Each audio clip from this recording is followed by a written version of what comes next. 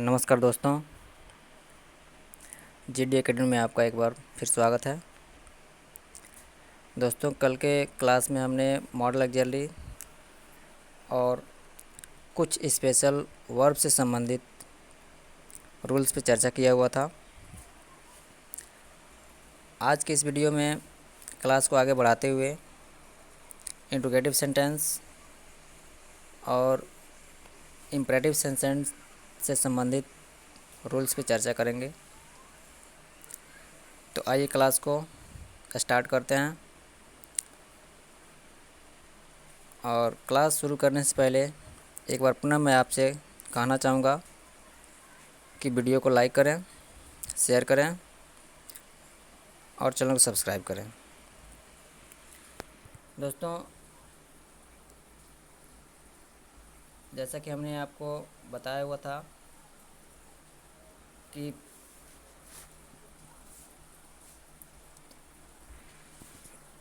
मात्र 3 प्रकार के सेंटेंस का ही हम लोग पैसिव वॉइस बना सकते हैं। इसमें हमने आपको बताया था असर्टिव सेंटेंस का, assertive sentence, interrogative sentence, interrogative sentence और इम्परेटिव सेंटेंस। इम्परेटिव सेंटेंस जिसमें हमने टेंस से संबंधित रूल जो हमने पढ़ा है उसमें असर्टिव सेंटेंस के ऊपर चर्चा हो चुका है। आज के इस वीडियो में इंट्रोगेटिव सेंटेंस और इम्परेटिव सेंटेंस में हमको चर्चा करना है। तो आइए इंट्रोगेटिव सेंटेंस से संबंधित रूल्स पे चर्चा करते हैं। इंट्रोगेटिव सेंटेंस, इसका पैसिव वॉइस बनाने से पहले हमें यह बात पता होनी चाहिए कि इंट्रोगेटिव सेंटेंस का स्ट्रक्चर क्या होता है और इंट्रोगेटिव सेंटेंस कितने प्रकार का होता है। तो इंट्रोगेटिव सेंटेंस 2 प्रकार का होता है। पहला होता है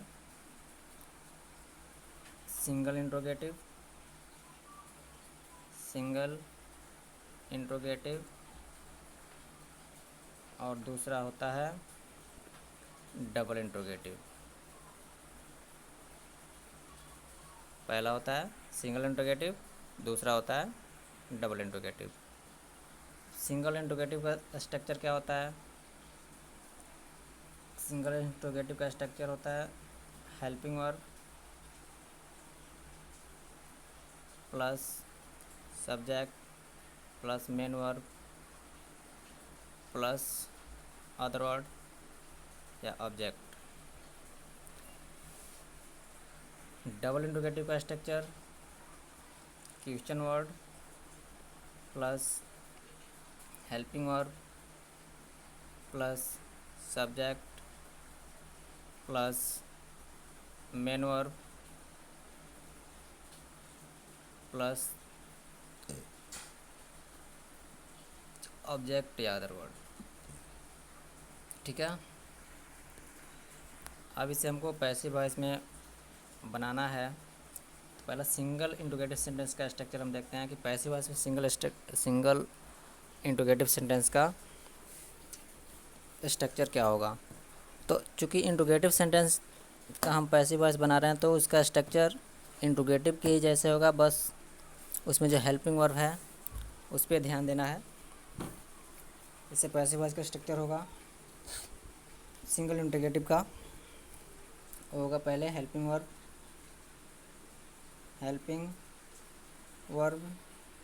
और ये जो हेल्पिंग वर्ब होगा ये टेंस के अकॉर्डिंग होगा, टेंस के अकॉर्डिंग होगा। उसके बाद असर्टिव सेंटेंस।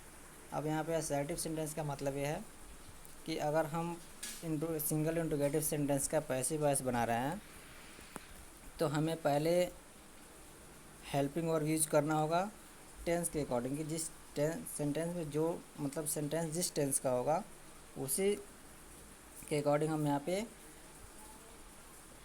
हेल्पिंग वर्ब पहले यूज करेंगे। अब प्लस असर्टिव सेंटेंस, यहाँ पे असर्टिव सेंटेंस का मतलब ये है कि असर्टिव सेंटेंस के अकॉर्डिंग जो हम रूल पैसिव वॉइस में पढ़े हैं कि सब्जेक्ट के स्थान पे ऑब्जेक्ट लिखते हैं, वर्ब का थर्ड फॉर्म यूज़ करते हैं, बाई का यूज़ करते हैं, ऑब्जेक्टिव केस लिखते हैं। तो यहाँ पे असर्टिव सेंटेंस का मतलब वही है कि यहाँ पे जितने भी असर्टिव सेंटेंस के रूल हमने पढ़े हैं पहले, वही सब यहाँ पे काम करेंगे। जैसे आइए इसको एक एग्जाम्पल के थ्रू समझने का प्रयास करते हैं। जैसे मैंने प्रेजेंट टेंस का एक सेंटेंस लिखा हुआ है आपको, जो इंट्रोगेटिव सेंटेंस है। जैसे मैंने सेंटेंस लिखा, does he play ball, does he play ball. अब यहाँ पे आप देख पा रहे हैं कि डज ही प्ले बॉल एक सेंटेंस है जो इंट्रोगेटिव सेंटेंस में और सिंगल इंट्रोगेटिव सेंटेंस है, क्योंकि इसका प्रारंभ हेल्पिंग वर्ड से हुआ है। और हेल्पिंग वर्ड क्या है? डज। तो डज है यानी यह प्रेजेंट एंड टेंस का है।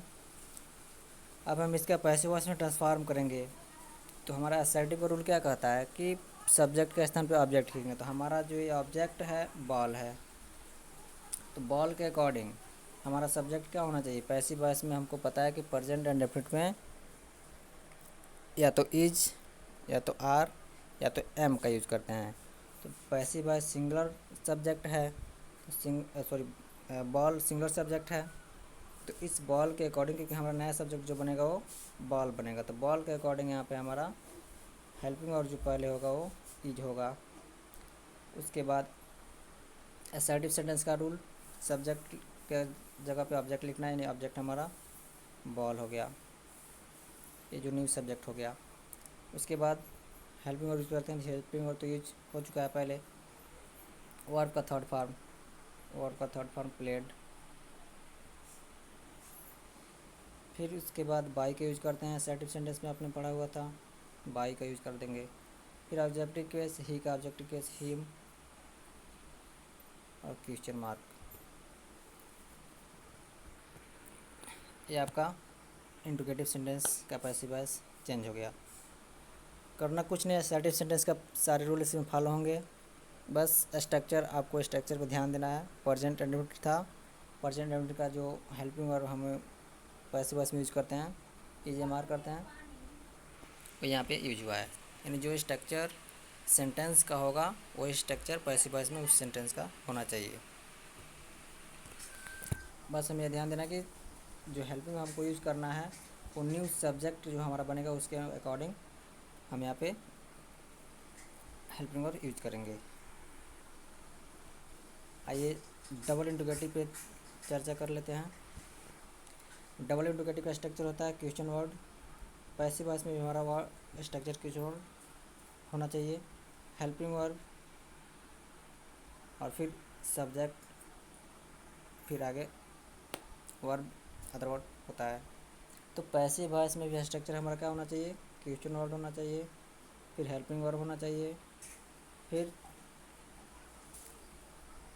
असर्टिव सेंटेंस होना चाहिए। मतलब इसके बाद असर्टिव सेंटेंस का जो भी रूल हुआ उसको फॉलो करना पड़ेगा। इसको भी एक एग्जांपल से समझते हैं।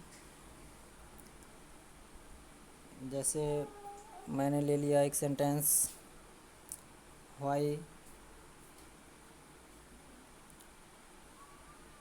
Did he play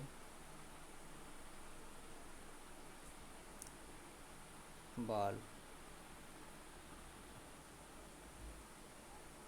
question word why है, पैसिव वॉइस में भी हमारा क्वेश्चन वर्ड व्हाई। अब हमको हेल्पिंग वर्ड यूज़ करना है। यहाँ पे डिड है, तो डिड यानी ये हमको बता रहा है कि ये जो सेंटेंस है वो पास्ट एंड डेफिनिट टेंस का है। तो पास्ट एंड डेफिनिट में आपको याद होगा कि जो हेल्पिंग वर्ड लगता है पैसिव वॉइस में वो वाज या वेयर लगता है। तो या तो हमको यहाँ पे वाज लगाना पड़ेगा या वेयर लगाना पड़ेगा, क्योंकि हमारा जो न्यू सब्जेक्ट बनेगा वो बॉल बनेगा। बॉल के अकॉर्डिंग हमारा बॉल चूँकि सिंगल सब्जेक्ट है, तो यहाँ पे हमारा इसके अकॉर्डिंग वाज हमको यूज करना पड़ेगा। उसके बाद असर्टिव सेंटेंस का जो भी रूल है फॉलो करना है, यानी सब्जेक्ट का स्थान पर ऑब्जेक्ट, तो सब्जेक्ट हमारा ही है, इसकी जगह पे हमको ऑब्जेक्ट लिख देना, नहीं बॉल लिख देना, जो न्यू सब्जेक्ट हो गया। इसके बाद थर्ड फॉर्म मेन वर्ब का थर्ड फॉर्म, यानी वर्ब का थर्ड फॉर्म हमारा हो गया प्ले का प्लेड। थर्ड फॉर्म हो गया वर्ब का प्ले का प्लेड। बाई का यूज कर देते हैं, ऑब्जेक्टिव बेस ही का हेम होता है। बस इंट्रोगेटिव सेंटेंस कंप्लीट हो गया। दोस्तों मैंने प्रयास किया कि आपको अच्छे समझ में आए। अगर फिर भी कुछ आपको ऐसा लगता है कि थोड़ा जल्दी हो गया है या समझ में नहीं आया आपको, तो आप कमेंट बॉक्स में लिखें। जो भी रिक्वायर होगा आपको, जो भी आपको जिस चीज़ की ज़रूरत होगी, जहाँ भी आपको समझ में नहीं आया होगा, मैं उस कमेंट को रीड करूँगा। इसके अगले वीडियो में चाहे वो जो भी टॉपिक हो, मैं जो भी टॉपिक इसके अगले वीडियो में लेकर आऊँगा, उस टॉपिक को शुरू करने से पहले आपकी जो भी रिक्वायरमेंट होगी, जो भी चीज़ आपको समझ में नहीं आया होगा, मैं उसको क्लियर करने का प्रयास करूँगा। ठीक है दोस्तों, जैसे मैंने इसको टाइप भी किया हुआ है, तो आइए उसको एक बार देख लीजिए, और अगर आप नोट करना चाहते हैं तो फटाफट उसको एक बार नोट कर सकते हैं। जैसे इंट्रोगेटिव सेंटेंस का जो स्ट्रक्चर था, दो single interrogative helping verb plus subject, double interrogative question word plus helping verb plus subject होता है। सिंगल इंट्रोगेटिव का जो हम पैसिव में जो जब इसको चेंज करेंगे तो हेल्पिंग वर्ब टेंस के अकॉर्डिंग मैंने यहाँ पे लिखा हुआ है। उसके बाद असर्टिव सेंटेंस का जो भी रूल हम फॉलो करते हैं उसको फॉलो करेंगे। एग्जांपल जैसे मैं आपको बताया हुआ है, डबल इंट्रोगेटिव में वही स्ट्रक्चर मैंने लिख दिया है यहाँ पे, आप इसको फटाफट नोट कर लें। Question word, helping verb tense के अकॉर्डिंग, फिर असर्टिव सेंटेंस, और इसका एग्जांपल मैंने यहाँ पे लिखा हुआ है। दोस्तों मैं प्रैक्टिस के लिए कुछ और यहाँ पे एग्जांपल दिया हुआ हूँ, आप इसको भी देख सकते हैं। और एक इसमें विशेष लोग थोड़ा सा कंफ्यूज हो जाते हैं कि हु क्वेश्चन वर्ड है, वो तो क्वेश्चन वर्ड है, बट ये जब सेंटेंस में आता है तो कभी कभी ये क्वेश्चन वर्ड का काम नहीं करता है, ये सब्जेक्ट का काम करता है। जैसे यहाँ पे देखिए मैंने एक सेंटेंस लिखा हुआ है कि who broke this glass. Who यानी कौन, तो कौन जो यहाँ पे हो रहा है, क्वेश्चन नहीं पूछ रहा है, कौन यहाँ पे एक सब्जेक्ट का काम कर रहा है। तो यहाँ पे हु को अगर आप क्वेश्चन वर्ड मानते हैं तो थोड़ा सा कन्फ्यूजन है यहाँ पे, तो इसलिए मैंने इसको लिख दिया हुआ है कि अगर सेंटेंस में हु आता है तो उसको हम बाई हुम में भी बदल सकते हैं। ठीक है, बाई हुम के द्वारा इसको बनाया जाता है। जैसे हु ब्रोक दिस ग्लास, तो बाई हुम ब्रोक सेकेंड फॉर्म है वाज, ऑब्जेक्ट दिस ग्लास, और वर्ब का थर्ड फॉर्म ब्रोकन। यानी ये थोड़ा सा चेंज है इस पर, बस इसको याद कर लीजिए कि बाई हु को बाई हुम के द्वारा हमको बनाना है। ठीक है, आइए दोस्तों आगे इम्परेटिव सेंटेंस देखते हैं। दोस्तों देखिए, इम्परेटिव सेंटेंस को भी दो तरह से बनाया जा सकता है। तो बहुत सारे लोग बताते हैं कि केवल एक तरह से लेट का यूज़ करके बनाएंगे या कुछ अपना अलग बताते हैं लोग। लेकिन दोस्तों अगर आप इन दोनों में से किसी भी तरह बनाते हैं तो सेंटेंस गलत नहीं होगा। ये भ्रम है कि नहीं इसको ऐसे ही बनाया जाएगा, अगर लेट से बनाते हैं तभी सही होगा, ऐसा कुछ नहीं है। अगर दोनों रूल्स में दोनों स्ट्रक्चर से किसी एक से भी बनाते हैं तो सही है, क्योंकि मैं यहाँ पे दोनों को बताऊँगा आपको, और दोनों में अगर दोनों कंडीशन है तो दोनों में से किसको वरीयता दी जाएगी ये भी मैं आपको बताऊँगा। जैसे सेंटेंस, हमारा इंपरेटिव सेंटेंस क्या करता है, या तो ऑर्डर करता है, या रिक्वेस्ट करता है, या एडवाइस करता है, यानी सलाह देता है। जब इस तरह के सेंटेंस होंगे इंपरेटिव सेंटेंस में, जब वो सेंटेंस ऑर्डर दे रहा होगा, एडवाइस दे रहा होगा, रिक्वेस्ट कर रहा होगा, इसका अगर भाव प्रकट आ रहा है, मतलब इसका भाव निकल रहा है सेंटेंस से, तो उसके लिए जो सेंटेंस का स्ट्रक्चर होता है वो होता है इंपरेटिव सेंटेंस का मेन वर्ब प्लस या तो ऑर्डर होगा, मतलब उससे ऑर्डर का सेंस निकलेगा, या दूसरा होगा मेन वर्ब प्लस रिक्वेस्ट होगा, यानी उससे रिक्वेस्ट का सेंस निकलेगा, या स्ट्रक्चर ये होगा कि मेन वर्ब और उसके बाद एडवाइस होगा, यानी एडवाइस यानी सलाह का सेंस निकलेगा। अगर इन तीनों में से कोई सेंस ऐसे निकल रहा है, तो अगर इसमें से पहला स्ट्रक्चर मैं ले रहा हूँ, अगर पहला ऑर्डर अगर आ रहा है तो आपको क्या करना है, अगर सेंटेंस से ऑर्डर का सेंस निकल रहा है तो आप सेंटेंस से पहले यू आर ऑर्डर्ड, एक सेकेंड, यू आर ऑर्डर्ड, इतना उस सेंटेंस से पहले लिखेंगे, और सेंटेंस को टू से जोड़ेंगे। इसके बाद जो भी सेंटेंस होगा उस सेंटेंस को सेम सेंटेंस यहाँ इसके आगे लिख देंगे। जैसे एक एग्जांपल देखिए,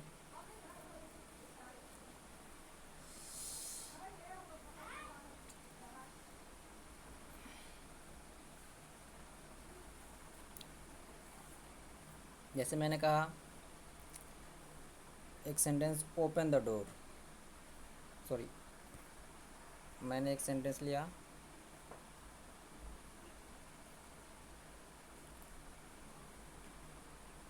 गो,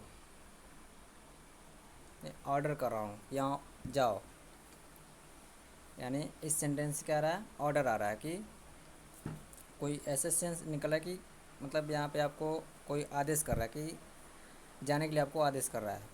तो आप इसको पैसिव वॉइस बनाएंगे, you are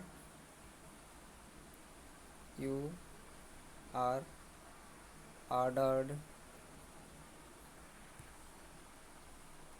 you are ordered, sentence पहले टू गो, कुछ नहीं करना है। इस सेंटेंस को याद कर लेना है कि अगर ऑर्डर किया गया है, अगर अगर आदेश दिया गया है तो उस सेंटेंस से पहले हम यू आर ऑर्डर्ड लगाएंगे, और सेंटेंस को जोड़ने से पहले टू का यूज करेंगे, और पूरा सेंटेंस उसके आगे उसके बाद लिख देंगे। ये सेंटेंस चेंज हो जाएगा पैसिव वॉइस में। अगर यही सेंटेंस अगर आपसे रिक्वेस्ट कर रहा है, जैसे मान लीजिए please give me a glass of water. अब आप देख रहे हैं कि प्लीज़ किससे रिक्वेस्ट किया गया है, तो इसका जो स्ट्रक्चर होगा यू आर रिक्वेस्टेड, रिक्वेस्ट किया है तो you are requested to give me a glass of water. कुछ नहीं करना है, बस सेंटेंस को जोड़ने से पहले टू लगाएंगे, और रिक्वेस्ट होगा तो यू आर रिक्वेस्टेड, ऑर्डर होगा तो यू आर ऑर्डर्ड। तीसरा स्ट्रक्चर मैंने बताया था एडवाइस। अगर सेंटेंस से एडवाइस आ रहा हो, read carefully, READ, read carefully. तो अब तो यहाँ पे कोई ऑर्डर कर नहीं रहा है, आपको पढ़ना है, आपको कोई सलाह दे सकता है कि आप ध्यान से पढ़ो। तो इसके लिए आपका जो स्ट्रक्चर होगा वो होगा you are you are advised to read carefully. ठीक है, बस ये तीनों स्ट्रक्चर है इस तरह का। तो ये फर्स्ट पहला मतलब एक तरह से कह सकते हैं कि पहला मेथड है इम्परेटिव सेंटेंस को पैसिव वॉइस में ट्रांसफॉर्म करने का।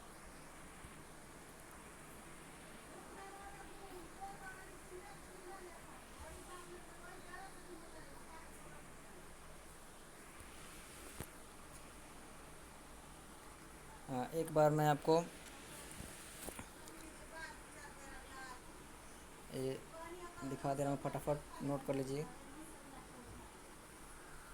इम्परेटिव सेंटेंस का जो ये तीनों स्ट्रक्चर है।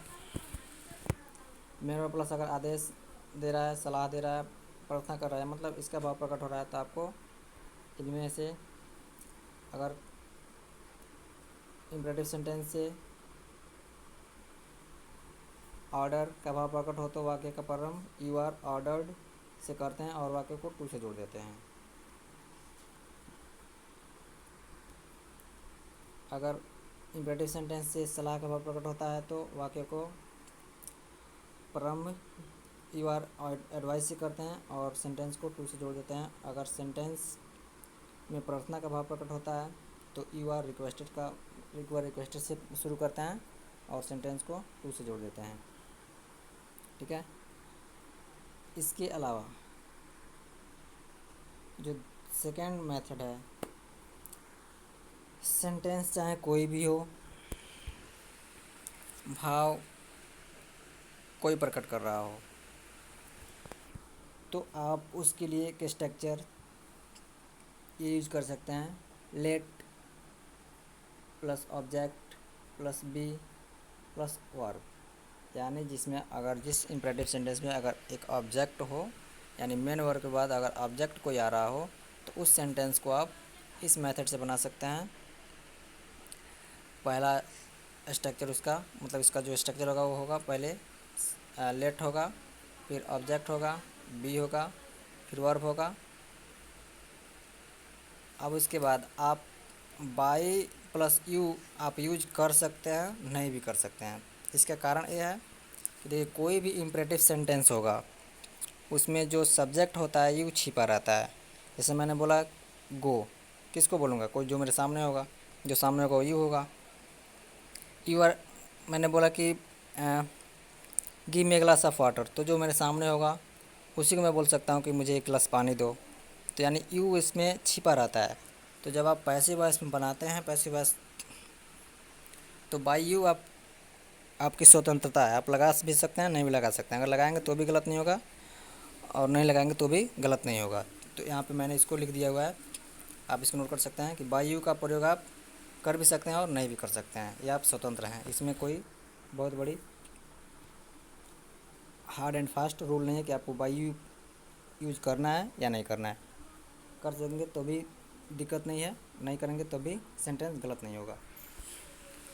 जैसे मैंने एक सेंटेंस लिया, post this letter, post verb है, दिस लेटर यह पत्र ऑब्जेक्ट है। तो अब यहाँ पे आप इसको पोस्ट दिस लेटर, यहाँ पे अगर थोड़ा सा देखें तो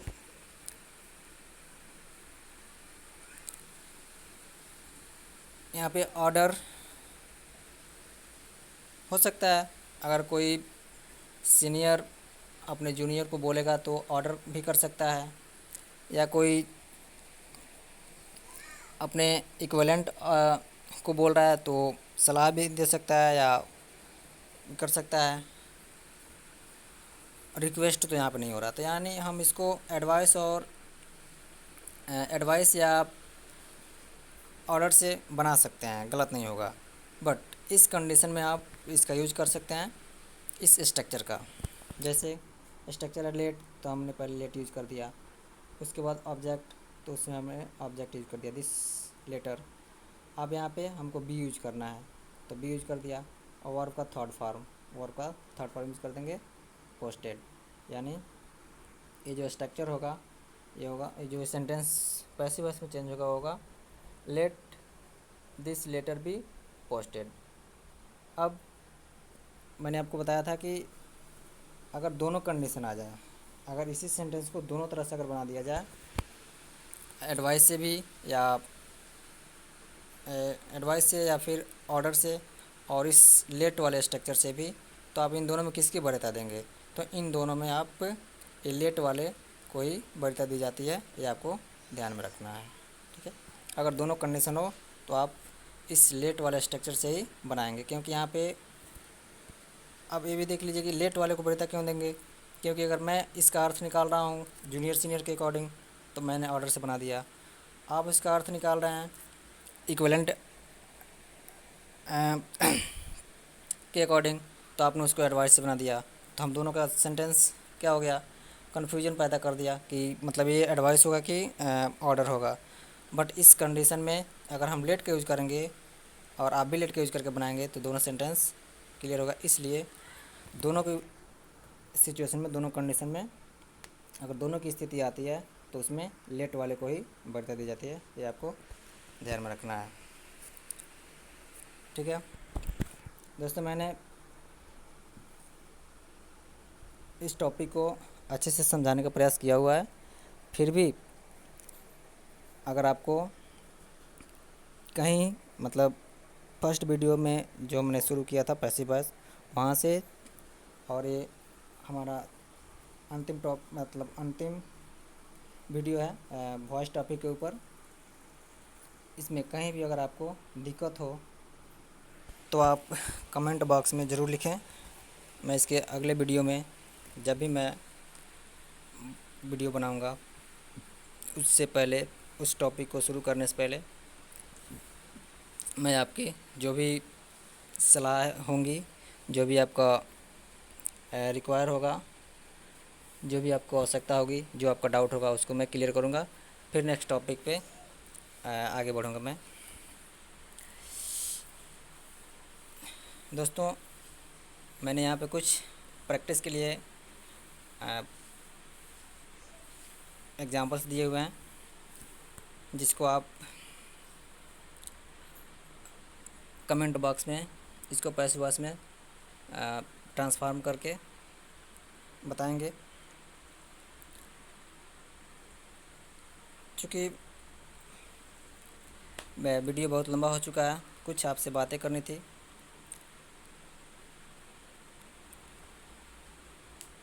दोस्तों, चूँकि वीडियो लंबा हो चुका है इसलिए नेक्स्ट वीडियो में मैं आपसे बात करूँगा। और नेक्स्ट वीडियो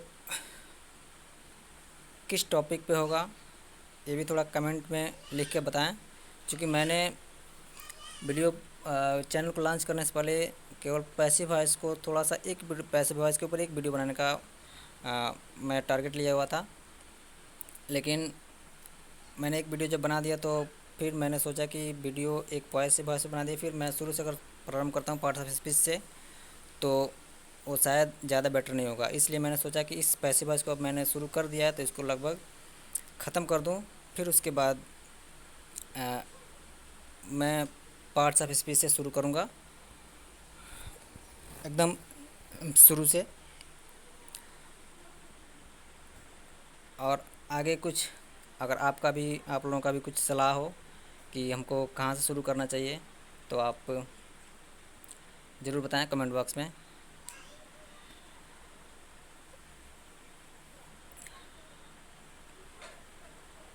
तो आज के लिए इतना ही दोस्तों, धन्यवाद।